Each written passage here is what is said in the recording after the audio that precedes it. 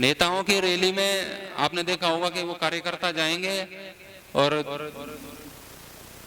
जैसे तैसे घुस के नेताजी के पास पहुंच जाएं, बस वो फिर एक फोटो लेके आएंगे और फिर कहेंगे नेताजी के साथ आज बिताए हमने बहुत सुंदर क्षण, ऐसे करके कुछ लिखते हैं ना, आज नेताजी से कुछ बातचीत करते हुए, है ना। चाहे वो घुस नहीं पा रहा हो, वो धक्के मार के गया, नेताजी ने लात मार के भगाया हो, कोई दिक्कत नहीं है, फोटो हो गया तो अपने आप को गर्व का अनुभव करते हैं, है ना। और देखो मेरी विधायक से लिंक है, मेरी सांसद से लिंक है ना। किसी एमपी के साथ बैठ लिया, वो तो फिर गली में उसका छाती समाती ही नहीं है, मान लो, है ना। छोटे मोटे लोगों को तो गिनता ही नहीं है, भैया विधायक मेरे घर पे आते हैं। एक व्यक्ति था गांव में चरवाहा, वो भैंस चरा रहा था, तो कोई एक कलेक्टर था, तो निकल के जा रहा था, कोई एड्रेस पूछ रहा था, तो उससे पूछ लिया कि भैया उसका घर कहाँ है। तो उसने पूछा तुम कौन, तो उसने कहा मैं इस जिले का कलेक्टर। तो उसने कहा चले जाओ उधर है। अब वो व्यक्ति भैंस चराने के, भैंस तो छोड़ दी उसने, अब तो वो तो नाचने लगा खुशी में। और लोग पूछे कि बात क्या है, भैंस कहाँ गई तेरी और तू नाच क्यों रहा है। वो बोले ही ना। तो उसे पूछ रहे इसको हो क्या गया है, भाई कुछ तो बोल। वो फिर भी नहीं बोले। फिर जैसे तैसे उसको खींचने लगे, उसके कपड़े खींचने लगे, अरे तेरे को दिक्कत क्या है, कुछ बीमारी हो गई, क्या हो गई। तो वो कह रहा है इस मुंह से कलेक्टर से बात हो गई, अब तुमसे नहीं होगी। है ना। तो कलेक्टर ने एड्रेस क्या पूछ लिया, वो गांव वालों से बात करना ही बंद कर दिया। तो उसके दिमाग में क्या था, कलेक्टर बहुत बड़ा था। अच्छा ये कलेक्टर की तो इस जिले में ही चलती है, सांसद की अपने क्षेत्र में ही चलती है, विधान उसमें लोकसभा क्षेत्र में। मुख्यमंत्री की पहुंच कहां तक होती है, स्टेट तक होती है। प्रधानमंत्री की पहुंच कहां तक है, देश तक होती है। अच्छा और अंतरराष्ट्रीय संधियां होती हैं तो उसमें अमेरिका वालों की कुछ ज्यादा मान लो, रूस वालों की कुछ ज्यादा मान लो, है ना। तो इनकी पहुंच कहां तक है, इस पृथ्वी तक भी, पूरी पृथ्वी पे नहीं है, जो जहां जहां तक लोग रहते हैं। पशुओं में मोदी की नहीं चलती है ना। कोई भैंस कहीं से आ रही हो और मोदी ये कह दे कि मैं प्रधानमंत्री हूं, साइड में हो जाए, और उसका मूड बिगड़ गया ना, तो मोदी जी को सांड या भैंस है ना वो उठा के पटक देगी।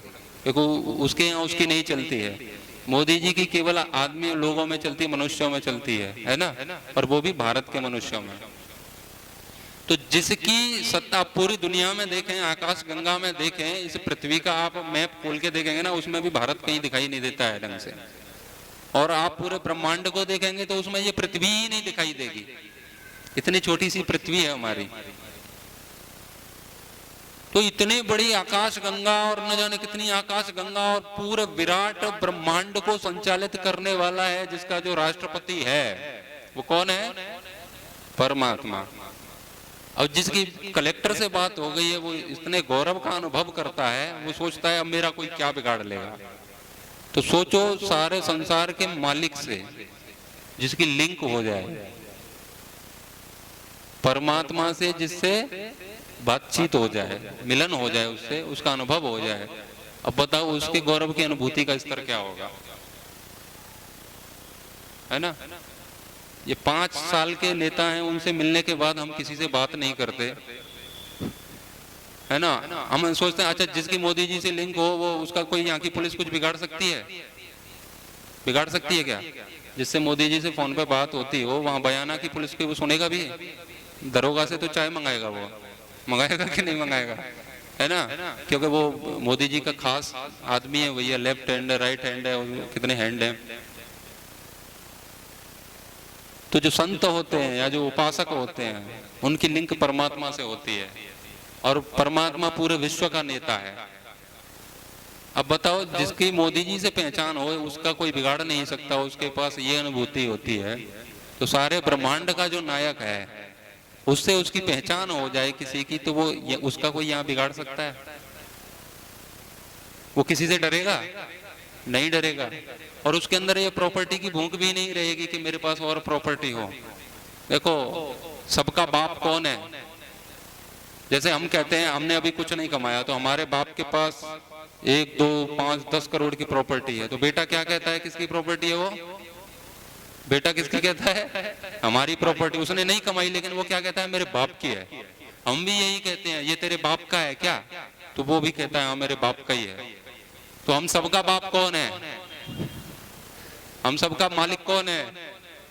और ये सारी प्रॉपर्टी किसकी है? उसी की है। तो ये हमारे बाप की प्रॉपर्टी है कि नहीं?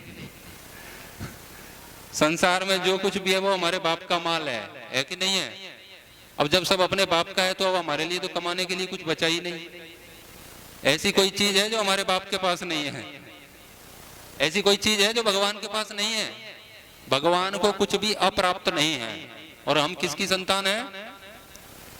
आर्य है वो किसका पुत्र है? ईश्वर का पुत्र है। तो हम यदि श्रेष्ठ बन जाते हैं, आर्य बन जाते हैं, तो हम ईश्वर के पुत्र हैं, आप ऐसे समझिए। वही हमारे जीवन का नियंता है और वही सृष्टि का नियंता है। तो ऐसा कुछ भी नहीं है जो इससे बाहर हो। इसीलिए जो आत्मग्लानि का जो भाव रहता है ना हमारे अंदर, हमारे पास ये नहीं है, हमारे पास वो नहीं है, हमारे पास ये नहीं है, मेरा बेटा ऐसा हो गया, काश मैं इतना और कमा लेता, काश मेरे पास और पद होता, और प्रतिष्ठा होती। जब हमारा परमात्मा से संबंध स्थापित हो जाता है तो कोई भी इच्छा बचती ही नहीं है। देखो ऐसा नहीं है कि भगवान किसी को मिल जाए तो भगवान फिर उसकी सारी इच्छा पूरी कर देते हैं। भगवान जिसको मिल जाए फिर उसकी कोई इच्छा बचती ही नहीं है, सारी इच्छाओं का नाश हो जाता है। तो लेकिन ऐसे ही परमात्मा तक पहुंचने के लिए अनित्यता का चिंतन हमें करना पड़ेगा कि संसार में कुछ भी परमानेंट नहीं है। परमानेंट कौन है? परमात्मा। तो परमानेंट से परमानेंट संबंध बनाने हैं तो जगत में कोई ना परमानेंट। शुरुआत हुई थी हमारी परमानेंट से और संबंध बनाने हैं हमें परमानेंट से। तो इसके बीच में जो कुछ भी है, तेल है, चमेली है, चंदन है, साबुन है और सेंट है, ये तो सब इसमें एक पंक्ति और आती थी ना, और अंत समय में उड़ जाएंगे तेरे तंबू टेंट, जगत में कोई ना परमानेंट, है ना। और एक बात और बहुत अच्छी कही है उसमें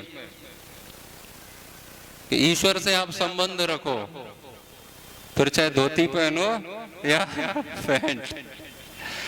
तो आप कुछ भी करो, कहीं भी रहो, कैसे भी रहो, बस भगवान का स्मरण करो। उसके लिए ईश्वर प्रणिधान की बात कही गई है। हम ईश्वर का नाम जपते रहें, जो भी काम कर रहे हैं उसमें ईश्वर के भाव में हम बने रहें।